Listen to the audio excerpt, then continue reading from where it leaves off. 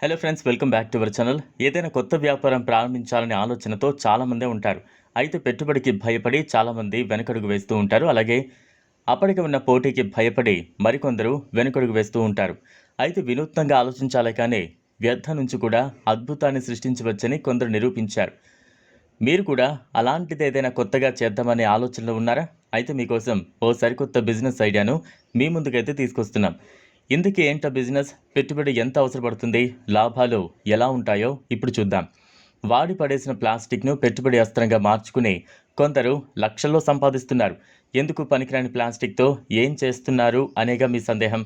ప్లాస్టిక్తో tiles తయారీ ఒక మంచి బిజినెస్ ప్లాన్గా మార్చొచ్చు. ఓవైపు ప్రకృతిని కాపాడుతూనే మరోవైపు లాభాలు ఆర్జించవచ్చు.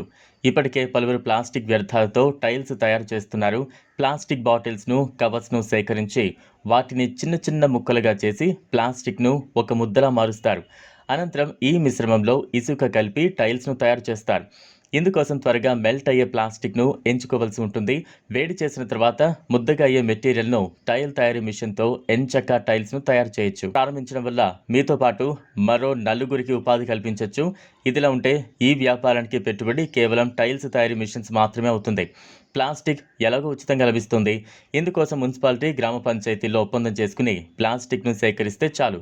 ప్లాస్టిక్తో టైల్స్ తయారు చేసిన పలువురికి సంబంధించిన కొన్ని వీడియోలు ఇప్పటికే యూట్యూబ్లో అందుబాటులో ఉన్నాయి. వాటిని చూసి ఈ వ్యాపారాన్ని మీరు కూడా ప్రారంభించవచ్చు. ఇక ఈ వ్యాపారాన్ని ప్రారంభించేందుకు ప్రభుత్వాలు రుణాలు సైతం అందిస్తూ ఉన్నాయి. ముద్రా యోజన లోన్ ద్వారా టైల్స్ తయారీ, ఏర్పాటుకు సరిపడా పెట్టుబడిని రుణం రూపంలో పొందొచ్చు. ఇక టైల్స్ తయారీని కేవలం పట్టణాల్లోనే కాకుండా గ్రామీణ ప్రాంతాల్లోనూ ఏర్పాటు చేయొచ్చు. చిన్న తరహా సంస్థలు, చిన్న వ్యాపారులకు ఆర్థికంగా మద్దతు అందించడం, ఎంటర్‌ప్రెన్యూర్‌షిప్‌ను ప్రోత్సహించడం కోసం కేంద్ర ప్రభుత్వం ప్రధాన్ మంత్రి ముద్రా యోజన అనే స్కీమ్‌ను 2015లో లాంచ్ చేసింది. ముద్ర అంటే micro units development and refinance agency limited. వ్యవసాయేతర రంగాల్లో నిమగ్నమై ఉన్నటువంటి చిన్న తరహా సంస్థలు, వ్యక్తులకు లోన్లు అందించడమే ఈ స్కీమ్ ప్రధాన ఉద్దేశం.